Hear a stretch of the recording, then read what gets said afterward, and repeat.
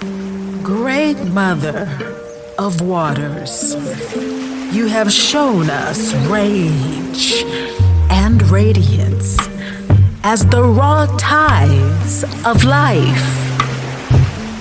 We have felt your storms, your beauty, your rage, your danger. Now we call upon you, Mayat, Lady of Balance, Feather of Truth, Measure of the Cosmos. Tell us, how do we live within fire and flood without being torn apart? Child of earth, child of breath, I am the steel point in the storm. The feather rests on the scale. The river rises and falls. The sun is born and dies each day. All this is balance. To live with me is not to silence rage, nor to drown in radiance. It is to know their weight and to steady your heart. Lady Mayat, many fear their rage, others cling to their light. How do we hold both? Rage is fire. It clears the fields of decay. Radiance is water. It nourishes seed and root. But fire without measure devours, and water without measure drowns. Balance is the vessel that holds them. Balance is cool, clear, unwavering. So the balance is not denial, it is discipline. Like the cucumber drawing in the water, cooling to the body, never burning in the heat. Yes, child. To walk with me is to cool the fever of extremes. The heart must be lighter than my feather. Not empty, but aligned. Not perfect, but true. How did our ancestors walk with you in daily life? In their planting, they knew the flood must come and go. In their temples, they aligned stone with star, earth with heaven. In their courts, they judged not by power, but by balance. In their homes, they spoke truth, for even silence tips the scale. Listeners, Mayat is not only myth, she is a model. In every breath, every choice, we weigh our heart. Boundaries, truth-telling, patience. These are modern rituals of Mayat. Breathing through rage, not denying it. Cooling radiance, not escaping into it. Do not think balance means stillness. Balance is living movement, the dance of opposites. Even chaos is sacred, for without it, order has no meaning. I do not end destruction. I give it its place. Amma taught self-awareness. Isis taught survival. Chamba teaches evolution. And you, Mayat, show us the path of integration.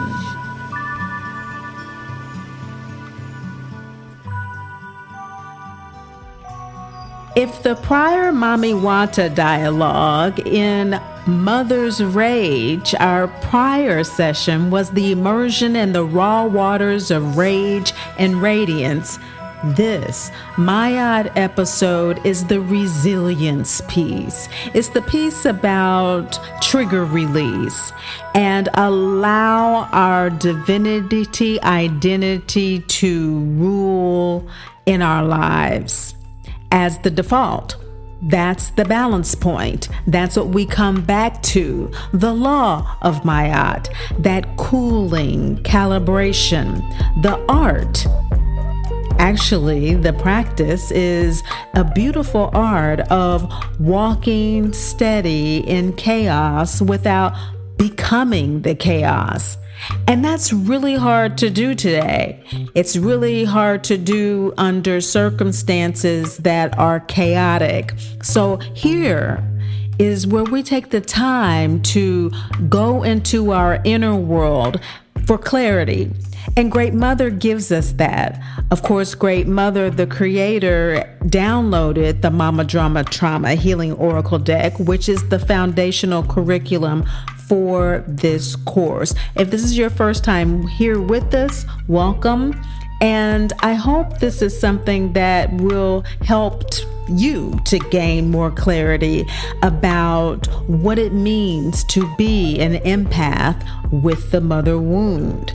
So as we move forward from 1.0, when we basically were focusing on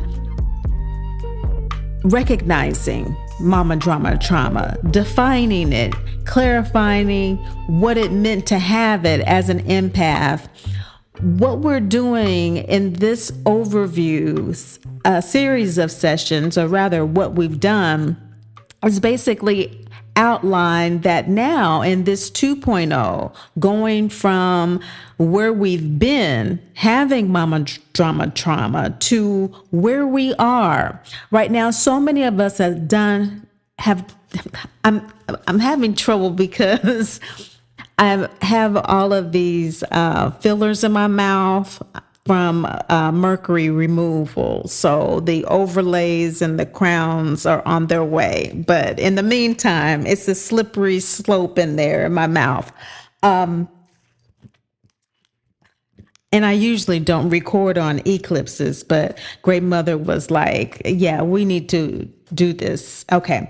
So, where we are is really in the radiance of having done so much work on ourselves, with ourselves and others. And so I just want us to take a moment and recognize that. Take a breath, inhale, just feel yourself for a moment and love on yourself for loving yourself, okay? Because that's where we are. We are at the 2.0 phase, which is the reconnection. We are at a point where we have healed enough to be able to reconnect with that part of ourselves that was so wounded that we couldn't touch before. That primordial mother spirit. So last week we were talking about Amma and Isis and that rage that they had, that core rage that they had as creator mothers, and what that was about and how it expressed itself differently for each of them. I want to talk about that more today, but in reconnecting, I also want to reconnect with you. So in our work of survival and transitioning into thriving in the post-chaos age as teachers, as the old souls that are supporting others coming along the same path we have just traveled and we are traveling now in preparation, I want us to reconnect with the mood tracking that we do in our daily practice in managing our MDT soul contract. And we learned in 1.0 that the MDT soul contract is to evolve in self-love and spiritual independence. That's why we have the type of relationship we have with our mothers, because those maternal needs of presence, provision of care, and protection are insufficient for us, especially as empaths. And so we have these layers of cosmic calculus. That's why we are dealing with the lunar calendar of the Vedic astrology. We're dealing with the emotional adaptability of the soul. And this calculus that has this axis that is tilting with the earth and our high sensitivity to that. In this life incarnation, we've had other incarnations where there's been a tilt on the wobble, and we're going to talk about that through this correlation that we're making with this source mother wound through the ages as it relates to our healing process here. So solar flares have occurred before. They're happening again now. The precession of the equinoxes and these energies reverberate for decades, and we are in a lifetime where it is occurring. And so from 1989 to 2012 was the precession, and it is reverberating into the shifting of the ages from one Piscean to the Aquarian age, and the solar flares, which aligns the earth energies with those reverberations. Excuse me. And as highly sensitive people, we are weaving together the technologies of today. We have developed a lot of internal technology, but we have incarnated once again in a time where the technologies are high as they have been before. Isn't that exciting? You know, we are here again in similar times, but in what appears to be very different roles, as they should be as we evolve. But the spiritual insight together with all of this is getting to the heart of what the ancients meant by as above, so below. So let me break this down in layers. We're talking about the raw score method. If you haven't been to that workshop, I plan to open it up again today. Not today. This mouth situation. Okay, I plan to open it up again in the fall and winter. And so fall is on our heels now, right? But if you're interested, hit me up. The last class, I think it was 6 people. It's always small. That's what I love about us. We're always like a small little group, and it's very manageable, not a whole lot of energy going on. And so the method basically is the Mama Drama Trauma Healing Oracle Deck acronym that teaches us how to identify our personal myth. You know how they always talk about we have a story? Well, that's what these goddess narratives are all about. These stories that we can identify with. And here, of course, we're going deeper into them beyond their typical definitions of warrior goddess and fertility. You know, so much has been erased and reinterpreted for the patriarchy to justify their rulership of the planet, which really wasn't necessary because the energy of the feminine is creator god energy, which is why the bloodline had to come through the goddess in order for the male to rule. Okay, but there's a balance of energy there. Okay, and we are managing this balance within ourselves. So the layers of this identification of your personal myth has to do with unmet needs as a narrative. And so not the story in terms of this is my ego story, and so I'm stuck on this. Of course, MDT Academy is about the transformative process of living and loving detachment. So our goal is to be in a place where we are living the mantra Great Mother gave us. I am a dearly loved divine child of the Great Mother, Father God, who is never judged, condemned, or left alone.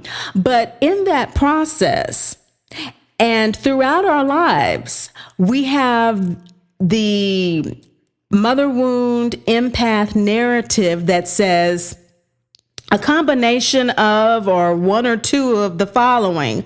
I'm an unnurtured empath, a nurtured empath, okay? I'm an unsupported empath or supported empath, okay? An unappreciated or appreciated, compassionate or uncompassionate, disrespected or respected. Now, uncompassionate empaths are narcissists in many cases, but technically they are antithetical. They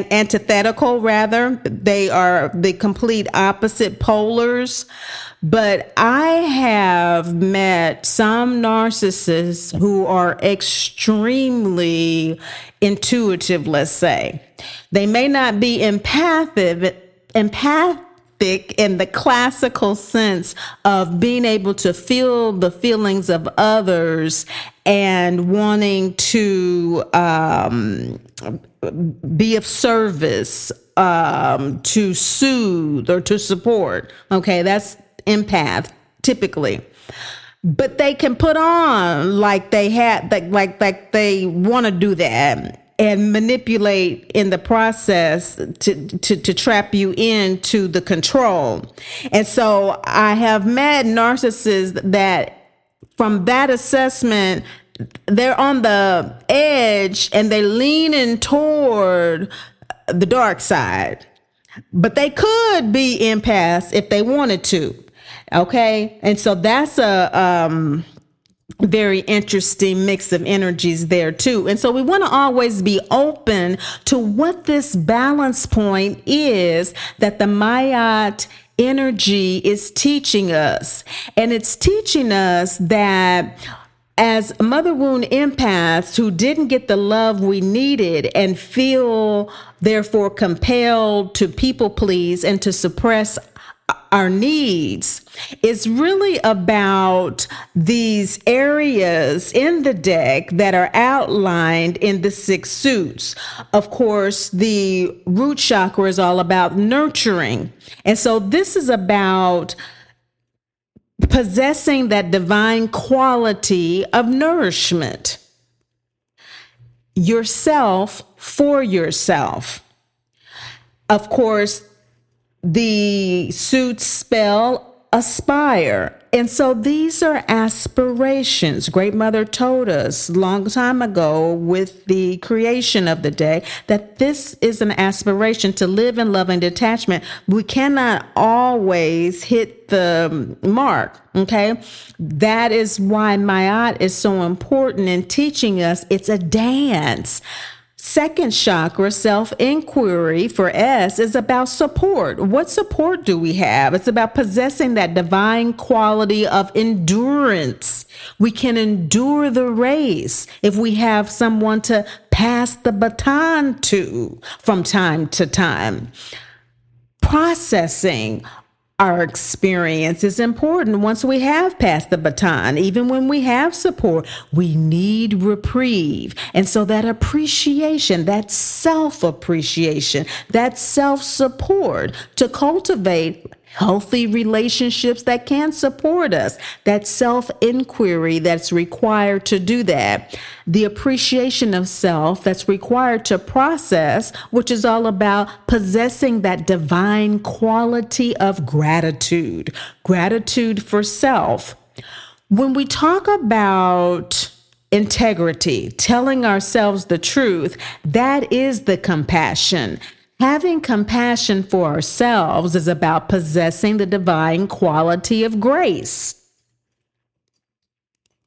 I'm working on it. I'm doing my best. Wow, look how far I've come. Last year, I couldn't even run a lap. Look at me now. I have somebody I can pass the baton to now. I can sit down and rest and reflect. She said it's not about perfection, okay? And so respect is that fifth chakra energy. What are we speaking into the world? What are we hearing? Even what are we sensing through our smell? Okay? Does it smell right? Is something awry here? And so that self-respect about possessing the divine quality of high esteem. Esteeming oneself enough to be able to determine that what is best for me, I know better than anyone. I don't rely on others to determine that for me. Does that mean I don't look for insight from time to time? Absolutely not. We go to the goddess. We go to Great Mother. We go to whomever we feel is going to give us the insight that resonates with us. Right? And so that's what self-respect is. And we always want to be sure that that information is from a source that fully respects our divinity. Did I say that right? Divinity. There we go. Okay. And finally, emancipation, giving ourselves that space, that space to live and breathe, to rest. When it's time for us to rest, it's not what other people can determine for us, even though for us, many times it feels like it. It feels like other people might know better or that we need to follow and what other people are doing. We have to determine that for ourselves. We really, really do, because we don't appreciate oftentimes how much others rely on us. And even though they may not even recognize it, we have to. And so that brings us to reconnecting again here at the Academy with really what does it mean to be a healthy versus an unhealthy empath? Now we can say, well, obviously a healthy empath doesn't have mama drama trauma. Well, I personally can beg to differ. And I can say that as a healthy empath, as old souls, I have had to learn to be hip to what is important to most people, popular stuff. Most of us aren't really concerned with trends and this, that. They're entertaining. Don't get me wrong. Now, I could get lost in a scroll for hours, but it's not what is the driving, motivating force in my life. It's not real. I don't feel like it's a real thing that needs to be a factor in my decision making, in my values, or anything. And that's how most empaths are. And so we may appear to be young and popping and whatever, but after countless lifetimes living in divinity, identity, or varying forms of it, we've forgotten what survival mentality is like. Okay.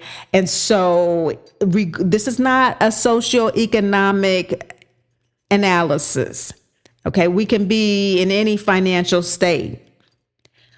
The mentality of survival is what I'm talking about. And we have mastered that long ago.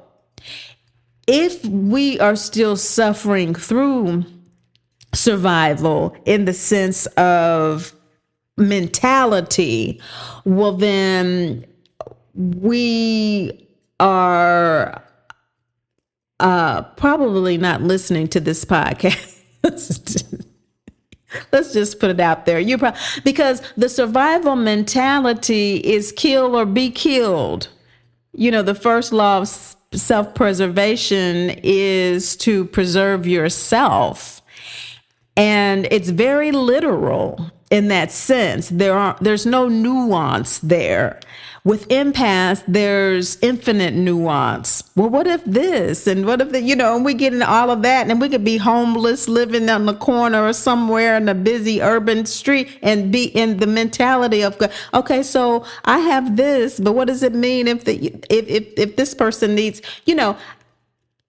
many of us have, I know I have, let me just speak for myself. I have seen people of little to no means be extremely generous with what little they have. And so this is also energy I'm talking about, that's beyond the survival mentality. It's more about the connecting, returning back to the unification mentality, knowing that we're all one. We're really like camouflaged warriors. And so that's why the goddess resonates with so many of us so much when we're talking about Neith, who is pretty much the same as Amma in terms of ancient goddess lore. But Artemis, or, whoever you want to talk about, but that spirit is camouflaged, because even if we appear to have nothing, internally we are abundant, which is why our generosity baffles others. And we can be really upset if we, depending on our cosmic calculus, okay, our astrological setup, and I have strong Martian energy, and that warrior goddess energy will come out when I feel that things are not just, those scales are not right. And being a healthy empath is just about that self-awareness, knowing that I have that tendency to go there. And this emotional modulation is about effective energy allocation. Okay, I'm feeling this strong rage about the imbalance of this energy. Well, I need to reflect. So the RAW method is the acronym for ready, able, and willing, because in order to do the academy work, you have to be ready, able, and willing. And the reflection is, do I have the sufficient internal resources to manage this issue in the mindset I'm going at it right now? Is it going to serve me to manage it in the mindset I am? Immediate no. Setback again. What mindset would be efficient? And if I don't have the energy to go back and to analyze that, I need to just let it go. It's not worth it. Take a few breaths and change the channel. Focus on something else. We are automatic living our birthright to be happy, healthy, and whole based on that rapid process. It's a very rapid process. The raw method, we do it unconsciously, but it's usually ineffective because we do not do the reflective piece because of the lack of the power we have in that self-reflection. So the causes of MDT often put us in this place as empaths. That's what healthy empaths do. Healthy empaths do the raw reflection. We do the, whether it's been taught to us or not. It's just what you have to do as someone who is always feeling the feelings of others. It has to be very rapid instead of falling into what is the typical default. Now that's divinity identity, doing the raw method, getting right into those raw emotions and working them out because you're not fearful anymore of doing it. You're not afraid of them. You know the root great mother rage. You worked through it. You're processing it. You know that it is a necessary energy to balance something in you. And so that's the approach as opposed to the MDT default, which is a lack of maternal presence, that abandonment that always feels like the provision of the emotional and or physical care is not going to be there. So I'm always assuming abandonment. I'm always taking for granted I'm going to be neglected and rejected. So I'm on defense. That protection becomes a real self-abusive thing because I don't allow love to get in. I can't recognize it. I don't trust myself to be able to even identify it. And so the basic needs for healthy attachment are not fulfilled. We do need to have those healthy attachments of people who can take the baton for us, can support us in ways that healthily allow us to radiate our natural gifts, talents, and abilities. Okay, so our core belief as healthy empaths in divinity identity is all about old souls knowing the universal truth, but only about half of it applies, or rather, this knowing only applies to maybe half of the rest of the population, knowing that empaths are maybe 5 to 10% of the population. And 90%, 45% of the maybe, that's really optimistic, but it's coming to be more and more of this group think going on in spaces and places that it hasn't existed before with the dawning of the Aquarian age. So the problem is we have to, within ourselves, live the truth of our own experience or suffer the consequences. That's what the age of chaos is about. It's about there being no judgment, but it feeling like there always is when we're stuck in the consequence of that MDT survival mentality. And we're bringing it to us in an age where the planets are lining up to put us in a vice. These mystery illnesses, we are depleted of all of our energy. People are dying of mysterious causes and this. It's no mystery. It's the vice. Our energy is being glued to things, and we are glued to the couch, and we're trying to make sure that we're comfortable, but the purpose of the discomfort is to catalyze our divinity. And the uncomfortable truth for younger souls and older souls is that we all have a narcissistic shadow that's unintegrated, and we need to accept this. We are projecting onto others this shadow because they've not developed the capacity to carry the responsibility for their own health, happiness, and wholeness. This is from the healthy empath perspective. We see that people have not yet developed that. And so we see that there is a cycle of this reflection, this mirror that's just going back and forth, and it's caught on fire. You know, energy is very powerful, and you got this solar stuff going on. It has caught on fire. And so it's countless lifetimes of this struggle, strife, and success, living in loving detachment. We're all mixed up in here. You okay? And everybody has their moments where we fall back into the mirror too. But if we've had some success in living in love and detachment from others, this has garnered us the jewels of the MDT experience. And these are the shadow goddesses. You know, Mayat has a shadow goddess. Isis has a shadow goddess. Hathor has a shadow goddess. And we have shadow goddesses that we traverse this life with. And they have wisdom to give and to share with us. And although there's no love like birth mother love while in physical form, we are called to tap into more subtle maternal energies in order to lovingly detach from it.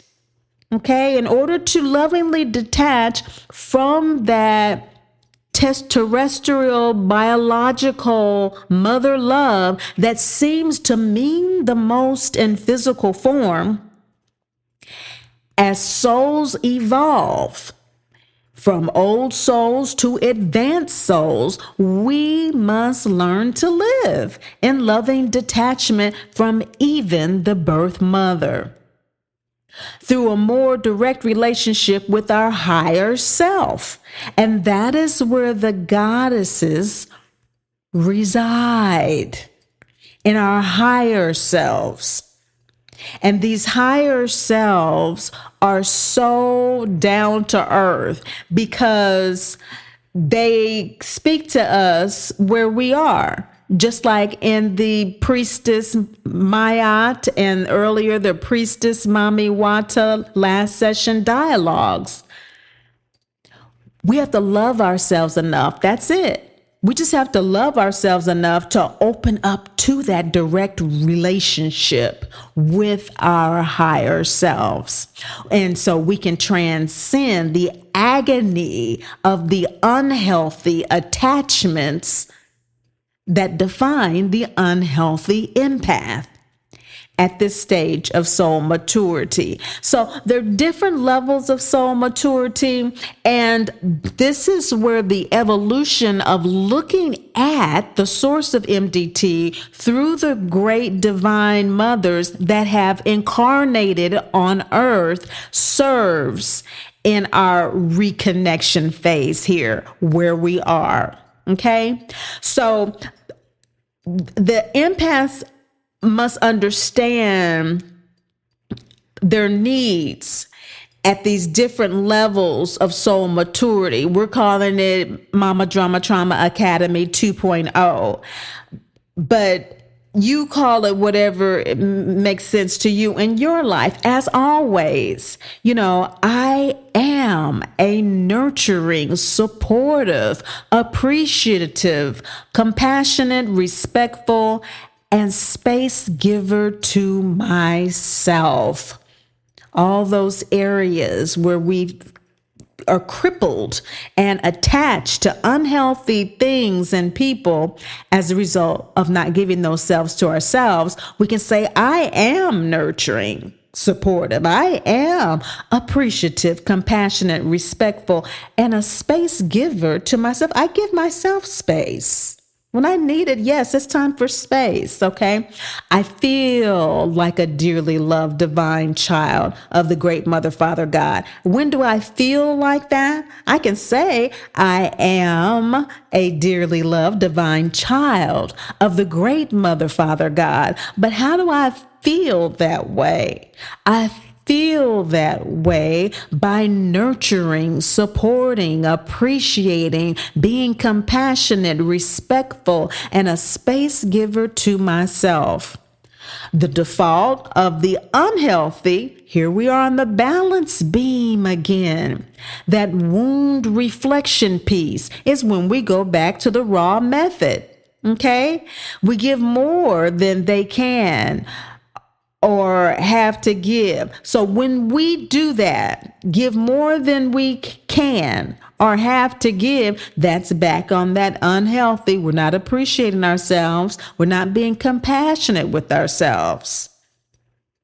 We're certainly not nurturing ourselves or being respectful when we feel bad for not giving more than we can or have to give. Okay, and so wanting to give them some type of explanation, always over explaining ourselves. When we do that, we give our power of initiative away. We're starting new things all the time and trying this and trying that until we kind of hit our groove or grow our sea legs. And this analogy of emerging from the primordial waters here into our 2.0 trigger management. And so we're growing our sea legs here from the recognizing and doing the daily practice with the Mama Drama Trauma Healing Oracle deck, that release transformative practice that remedies those triggers, wanting to explain and justify our unique needs, trying to make others understand. Oh, you need to understand. I need this. I need that. I have done and sometimes continue to do it when I can sense with my empathic senses, this person is completely clueless and they do not understand that I need this amalgam removal that I've been doing is a prime example of just telling people what I need. Finally getting to the point where even though it's a specialized procedure, you got to go to a specialized doctor and everything to do it right, dentist. I'm not assuming they're going to do what I need the way that I need them to do it. I need to have this. I need to have a break. I need to go to the bathroom. I need to, I need to do this with my insurance. I need you to figure this out. If you don't do that, I'm going to have them call you. Who do they call? This and whatever. I don't need you to understand. I know what I need. This is what I need you to do. Okay. And so it's more of that kind of thing, moving away from the blame and the feeling of being devalued for having unique needs in any capacity. So divinity identity equals healthy empath. That wound reflection piece is what gets us there step by step. That awareness of when that contamination comes in or excessive demands on our energy. Awareness of what it can give or has to give. What energy is coming in? What does it have to offer? Okay, I'm sitting here scrolling through, going through, looking at whatever's going on in social media. Okay, this is making me feel great. This is hilarious. Other times, it's just a whole bunch of complaining and this, that, and the other. No, we ain't doing this. I got 15 books I can be reading. So accepting limitations with loving detachment is what it's all about. And that remedy, always being ready with a remedy because you have cataloged your needs. You know what they are. And so you can ask for them and graciously receive them. You can ask the angels, guides, and ancestors to help you to receive your unique needs in ways that you don't know that you need to receive them. Okay? To help you be more open. I always tell the story about my life partner. I was not raised to be with him. Okay? And I know that's not a unique thing, but it's really funny when you know the whole story. It's just not it's answered to prayer and my exact needs for my life purpose and my heart, what my heart needed, what my soul needed this lifetime. We need to reconnect with old buddy. Okay. So we're applying our own remedies to fulfill our unique needs, feeling like dearly loved divine children of the great Mother, Father, God, who are never judged, condemned, or left alone for having our unique needs filled. So this brings us to Great Mother. And we came here on 10 because Divine Mother births and rebirths the soul. Great Mother births the illusion of separation from our cosmic source.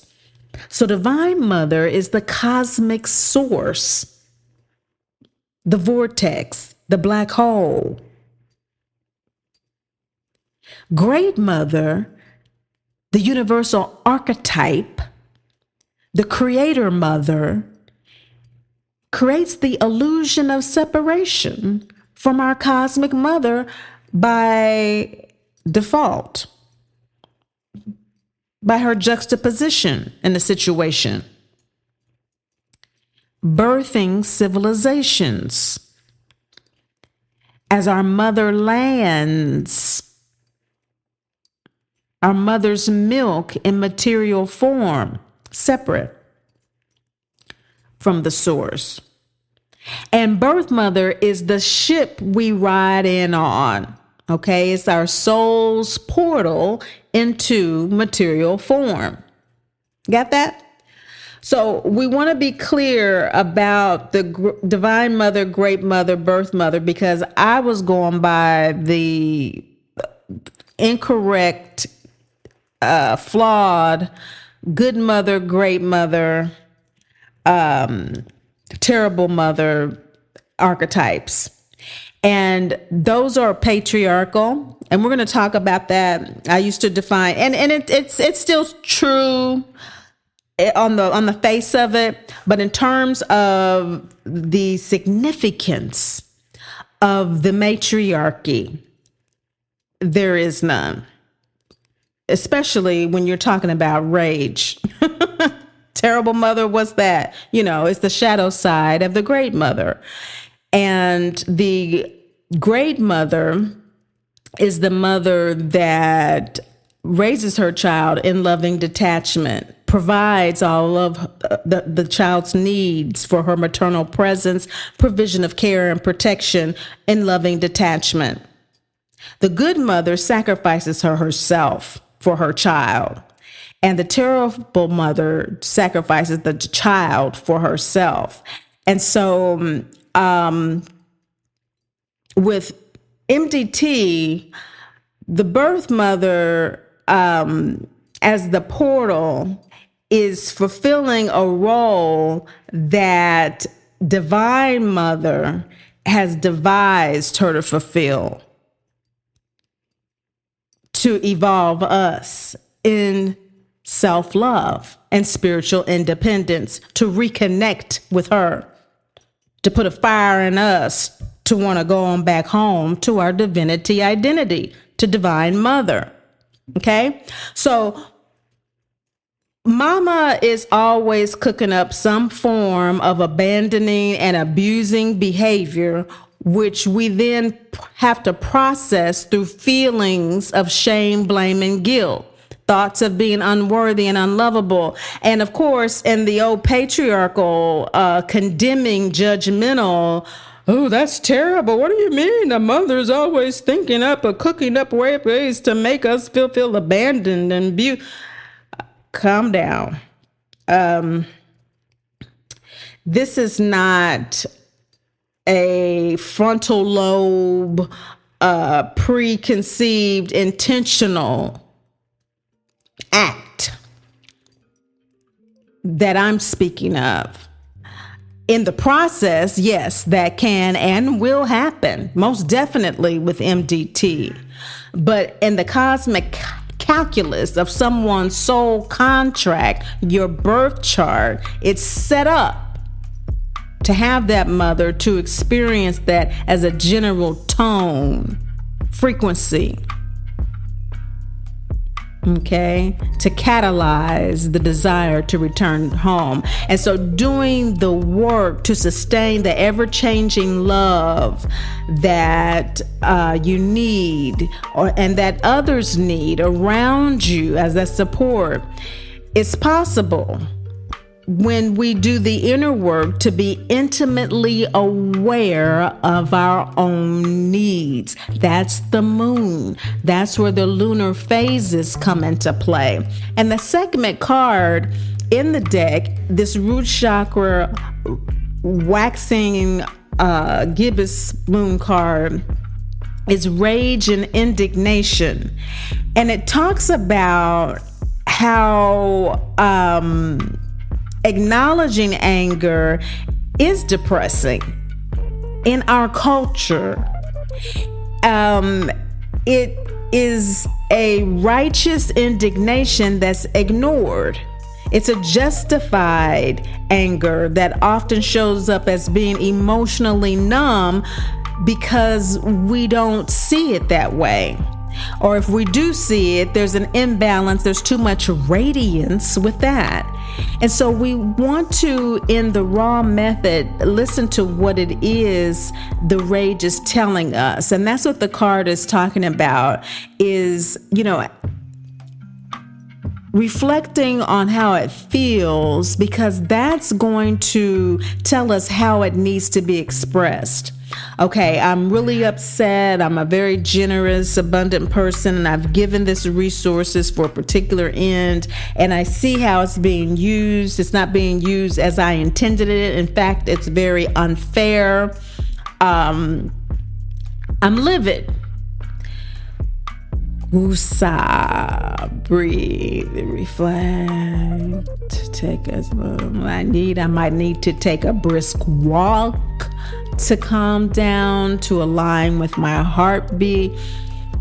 Breathe and just not think about nothing for a while. Just breathe. Do some EFT for a minute, some tapping on my wrist, side, index finger, under my eyes, temple. Breathe. What is this rage?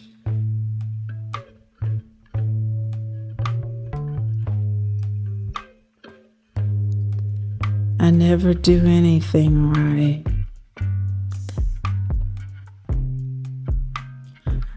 I finally had the money to give, and it's wrong. What am I believing? Reflect on what the thought is. What am I believing about this situation? How does it need to be expressed? I need to tell myself I did the best I could.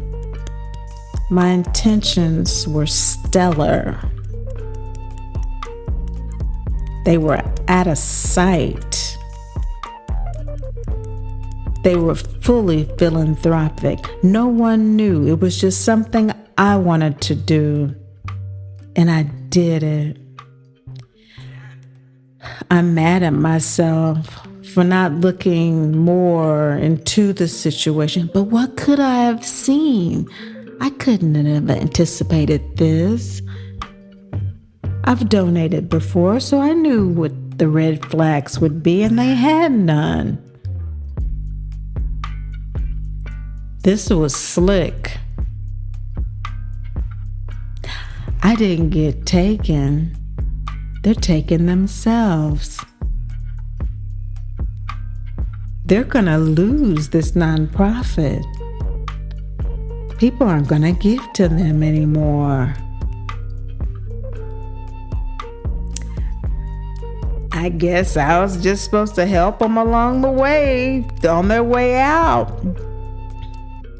You know, it could go any million different ways, but that's what this rage card is really talking about. It's talking about acknowledging the anxious anger you feel simmering just beneath the surface, and to know that this is normal, and forgive yourself for allowing it to grow into rage. Next time, you'll take better care of yourself.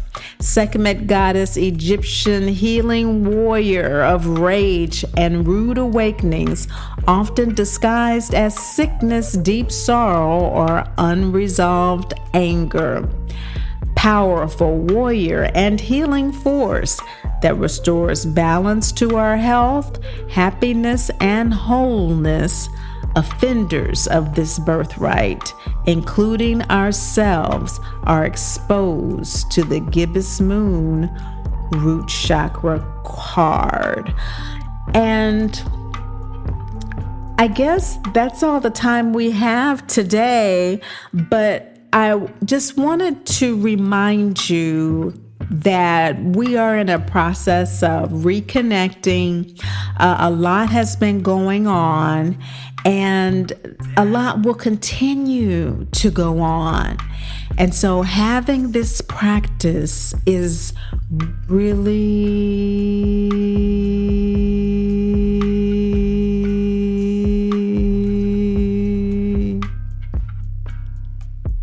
important.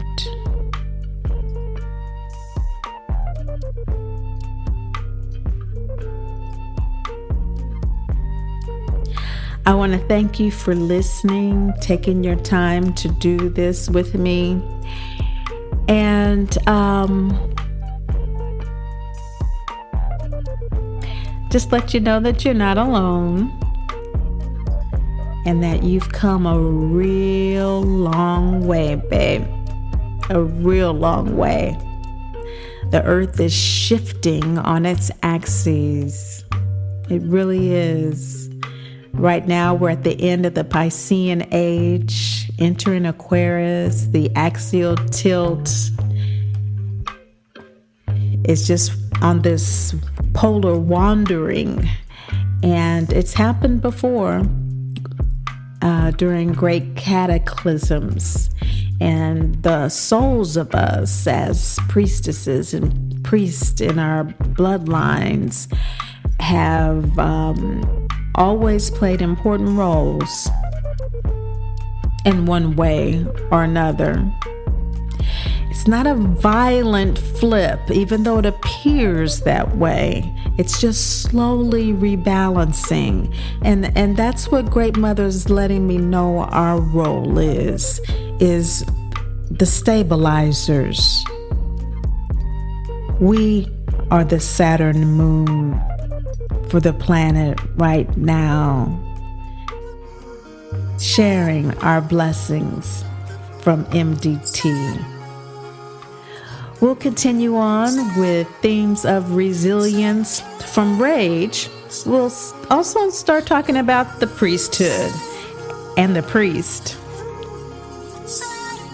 But in the meantime and in between time, remember, Great Mother loves you. And I do too. To be the moon, the moon,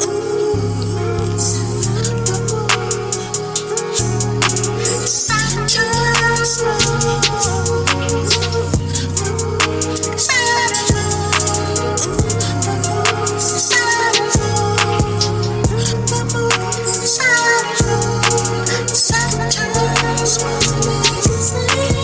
where the moon and Saturn aspect are look at each other from across the sky at the moment you were born in your birth chart. is where the maternal love will be lacking, that feeling of care and protection you need to feel loved.